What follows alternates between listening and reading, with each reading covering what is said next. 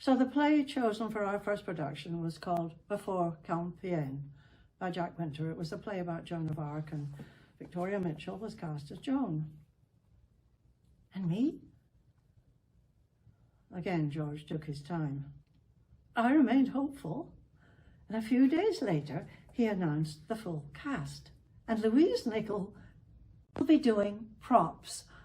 If I worked hard enough, I thought, well, surely George would give me a part in the next play that he would directed at the theatre in the Round on the second floor of the Manulife building on Bloor Street. And towards the end of the run, with my name on the programme as props, George came to me and said that from now on, I would be paid. At last! But, would I have a part in the next play? I was too insecure to ask. However, my life suddenly changed when I found out I was pregnant. I waited 3 weeks before telling George. Would it matter, I wondered? I had worked with him for so long without being paid, and now I was about to get my 4th check. The timing was definitely off. I screwed up my courage and gave him my news. He smiled, but told me that under the circumstances, it would be safer for my baby if I left the company. In other words, I was fired. I walked out that day and went home to prepare for my new part, that of a real mother. I never saw George again.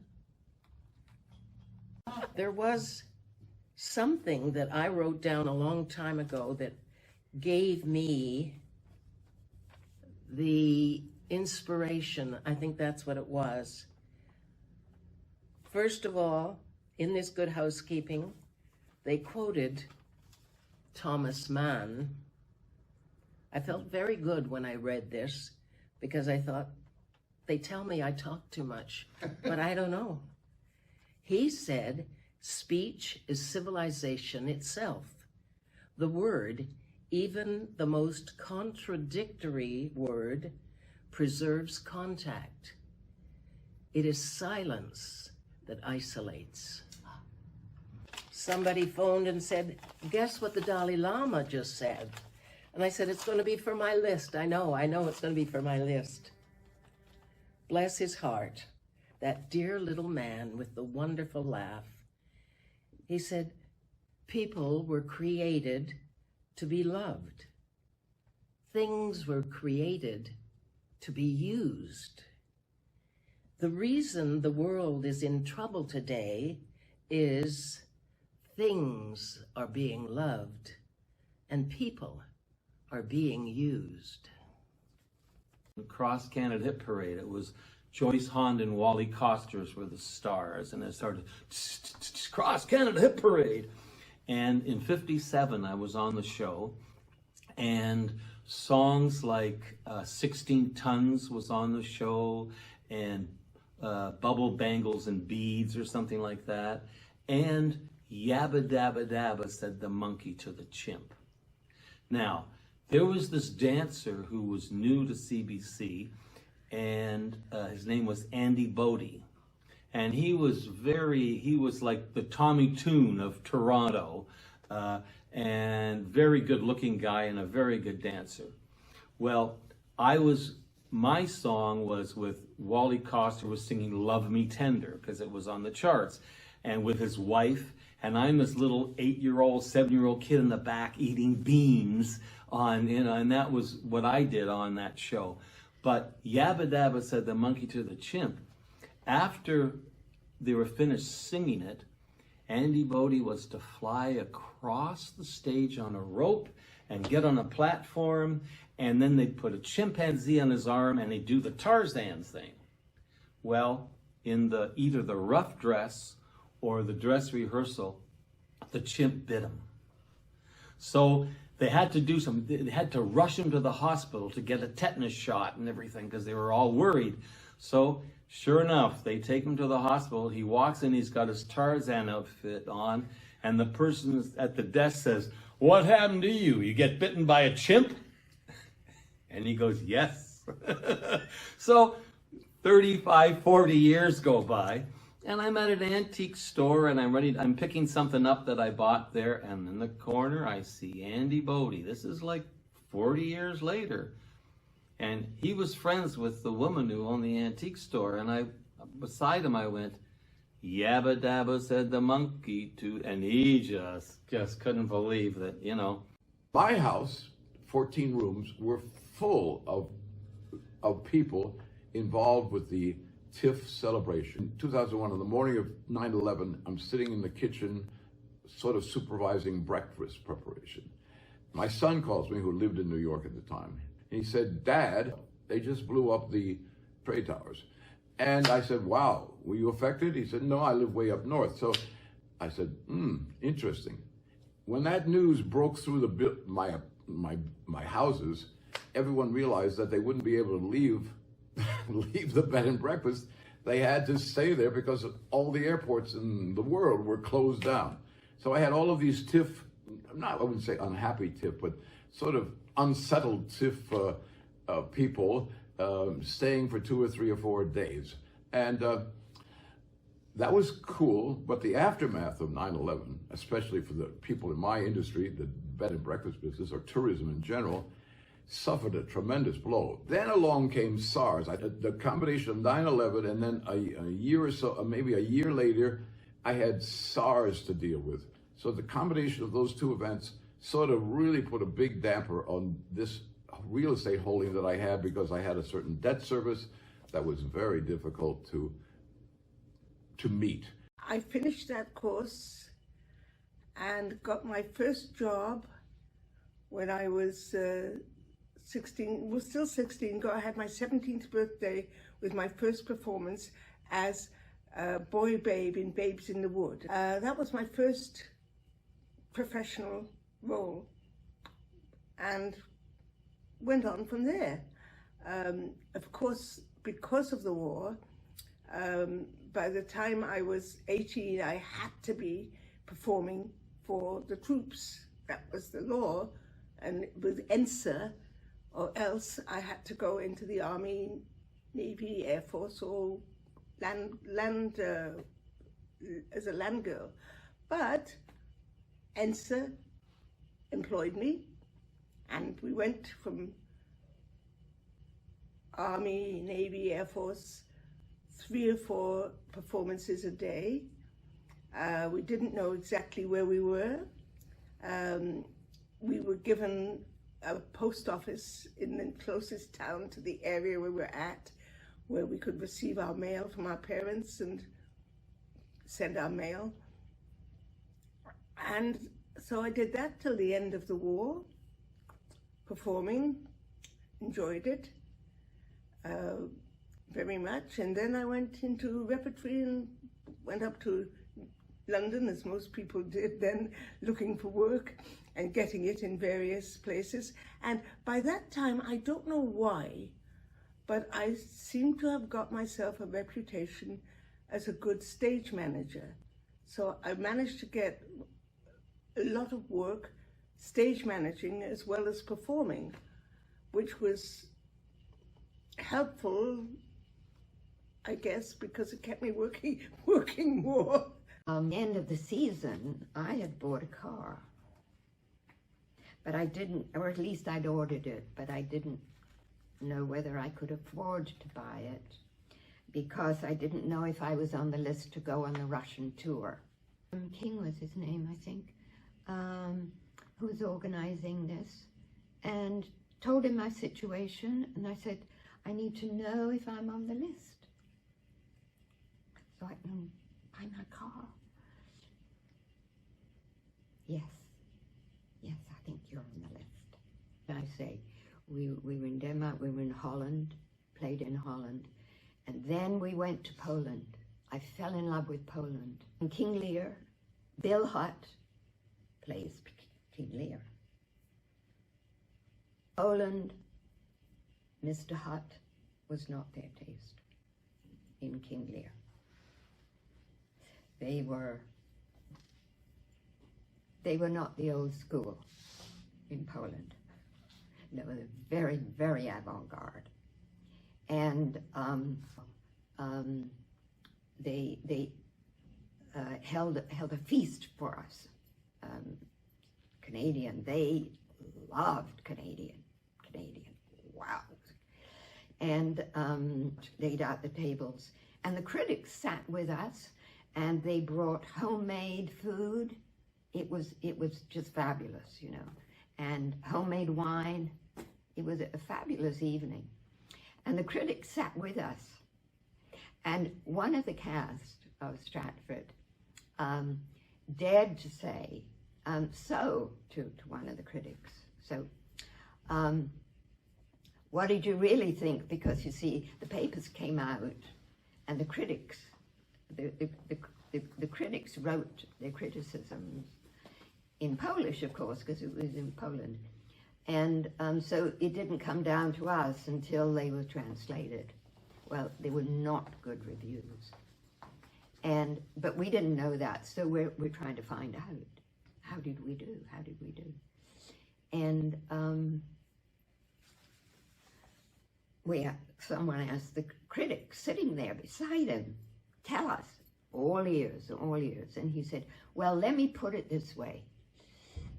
Next you're off to Russia. They're gonna love you in Russia. I built 2 puppets for the first movie called The Santa Claus with Tim Allen. And so it was a Punch and Judy. And he's up in his bedroom in the North Pole, and he's got a big sleigh bed, of course. And instead of having a TV there, he's got a beautiful puppet theater. And so the guy who had directed Tim Allen in his series, not Tool Time or whatever it was, he had asked me to come in and build the puppets. And so I went and met him in his trailer. His name is John Pasquin, a lovely director. Went in, sat with him in his trailer. I had brought a puppet along with a rod, a hand puppet with a rod, and we had a couple of coffees we were having. And so I'm talking away, and I wanted him to see the puppet I built and the voices I could do and so on.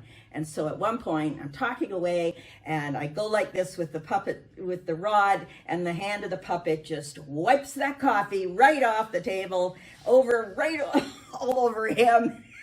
And he was fine. He kind of laughed, and I said, do I get the job? And indeed I did. And so we had the Punch and Judy, and up in his bedroom, and I worked with Carol Spear, who is like a fantastic designer and costumes and all this stuff. The puppets, I built the puppets. They made all the costumes, so the fabrics were the same style and texture as what was in the movie, and we just had a blast. And then I hired a whole pile of puppeteers to come and work the reindeer that you would see take off from the roof with the sleigh behind it.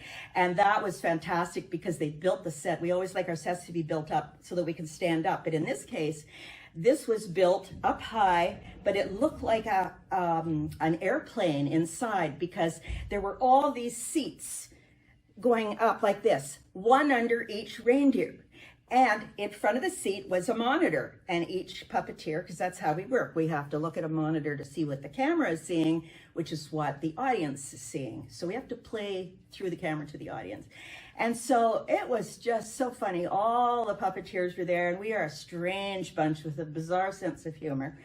And I've got a photograph from the back looking towards the front, and all the puppeteers are sitting there, and they're all reading the newspaper. So Elvis was really important to me. Elvis really changed my life. That got me into music. Later on, I went through the Yorkville scene. I played in the Yorkville music scene. So I go to England. I'm there. I see my brother Clive. I haven't seen him for 6-7 years. And I've been in England, 4 hours.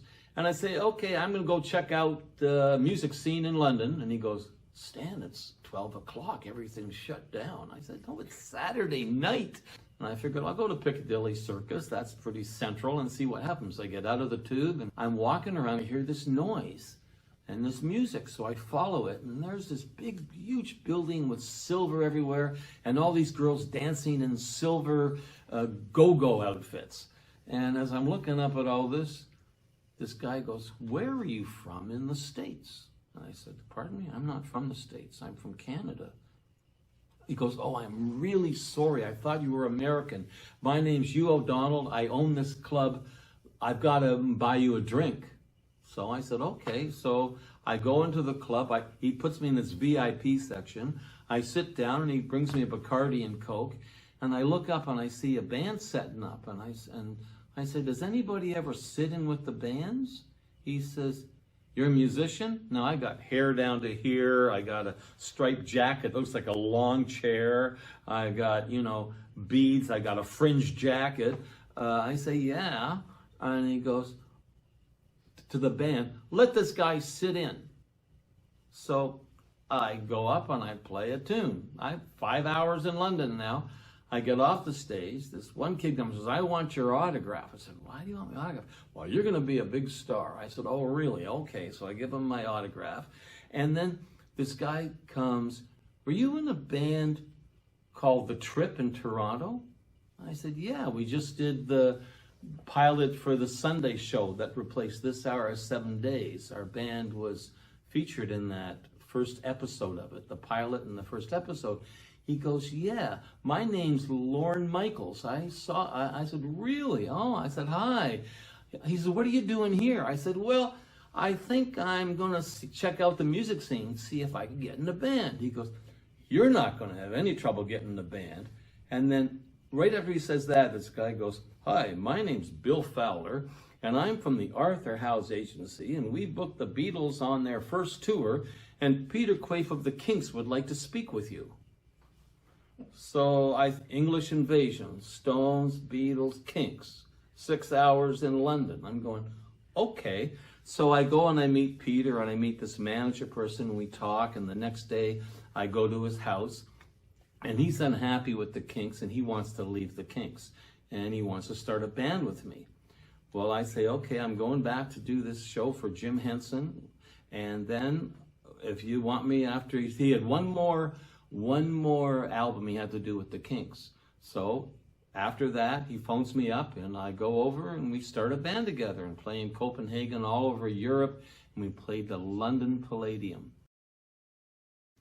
I was in a production that I loved. It was a Christmas show, and it was at the Sanderson Theatre in Brantford. A beautiful stage. The theatre was built in 1920. It had all the old vaudevillians that came, and many a good player had played that theatre. They got their pictures all over the wall. It was in a Christmas show, and it was Madeleine. 12 little girls, and the smallest of them was Madeleine. There was a big bridge on the stage, and the 12 little girls were on the bridge. We had Father Christmas in one corner, and they built a ramp so I could look out. There was a live band as well in this particular show, and they were off to the right-hand side. Now, that band, it wasn't an intermission, it was an interlude, would play Christmas carols, and the audience could sing along at one point in the show. Well, that point was, 4 to 8 minutes long, and it was the only break that I got because I was playing Madeleine's ghost father, who also led the show throughout. I would tell the audience what was happening. They never saw me or heard me because I was a ghost. Father Christmas saw me every once in a while. Often the spotlight was put on me, and it's, way up in the rafters, the spotlight. So I could tell what was going on, and then they would move it to the scenes that were playing on this beautiful stage. Well, the only break I got in that show was when the band got to play and do their Christmas carols. Well, this one night, the person who's running the spotlight can't make it. So Peter had another crew assistant that he asked. Peter was the director, Peter Muir. He was directing the show. So this person went up to him, and Peter was busy and didn't really think much of it, and said to him, he said, well, I've never run the spotlight. what do I do? Who do I keep it on? Where does it go? He said, just follow Paul. He's all over, he's the center of this thing, so just follow him. Follow his character. And he went, okay. And off he goes to the rafters. Now, the show starts. The music plays.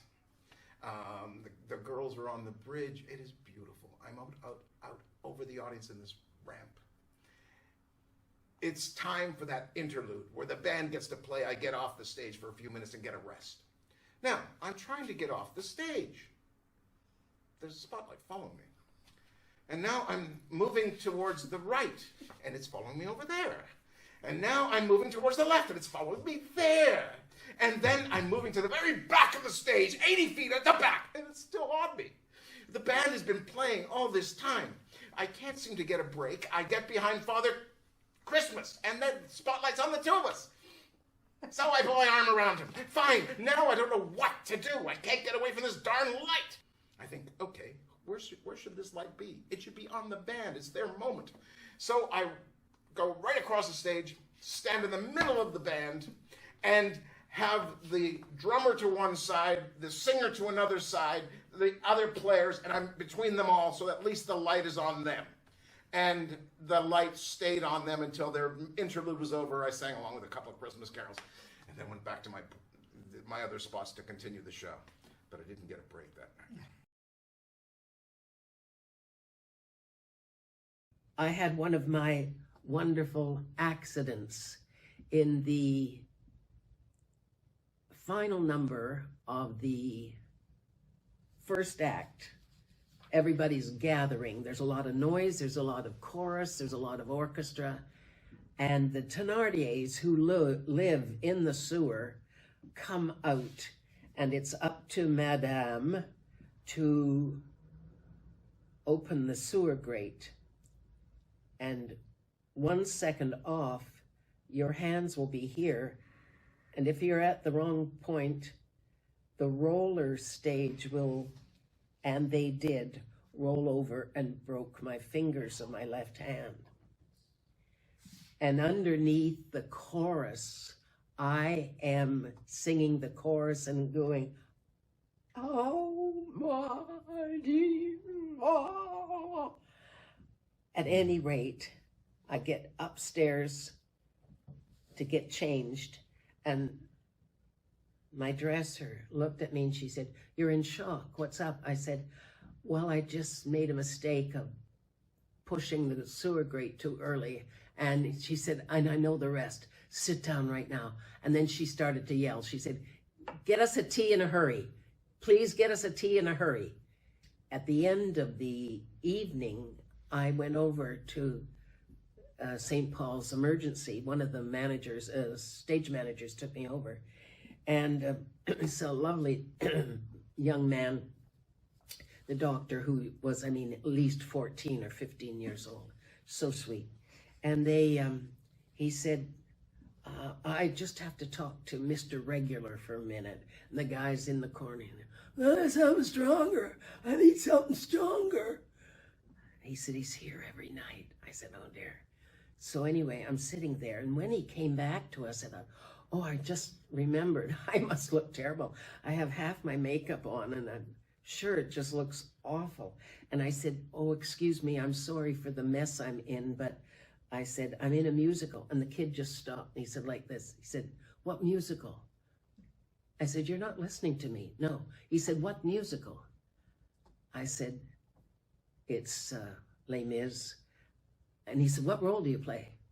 I said, I'm the beautiful but ugly Madame Thénardier. Oh, the madam! My mother and I were there the other night. We just loved you. He said, just a sec, I gotta phone my mom. Oh, she's gonna be so thrilled. I said, please, before you phone your mom, could you just give me a Tylenol 3? And he said, oh yeah. He says, no problem. Nurse, Tylenol 3 for the madam.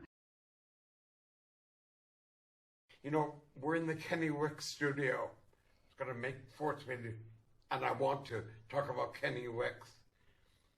Kenny and I got a phone call from a theater in Hamilton. They said, we're doing a production of The Fantastics, and you've done 15 productions. You must know something about it. I thought, well, maybe. And Kenny said, if you do it, I'll do it. And they said, now don't worry, you'll have minimum rehearsal. So a week later, we got the rehearsal schedule every day, 9 to 6, every single day. A lot of sitting around. So the director had hired a little lady that was sweet on to do the choreography. And she was from the school of, I'll feel the moment. I'll feel the moment. Well, I asked her to feel the moment a little faster because we were getting bored. So I was kind of tight. I went over to one side and I'm kind of doing some exercises and things, not really dancing. And I suddenly stopped. She was standing next to me and she said, we won't have Snoopy shit in this production. And from across the room, Kenny Wicks said, you'd be lucky to have Snoopy shit in this production. We did a production at Harbour Fantastics again. Kenny Wicks again. We were having a call to try our costumes on. And the director was the artistic director of a very big company in Toronto. And so I had my costume on. I was standing there, but they said, now, Grant, take a pose like your character because you're going to learn to act in this production. A beat went by and Kenny Wicks said, well, then it follows you're going to learn to direct in this production. And in these last 40 years, I've been a voice teacher, a sometimes singer, but mainly a teacher and a producer of events involving my students. And quite a few times, even here at PAL, I've produced concerts around Christmas time. Just recently we did one and have done 4 or 5 of them here at PAL. And it's been a wonderful experience. In fact, being accepted into residency here at PAL was probably one of the most wonderful things that I've ever experienced. I'm so happy to be here.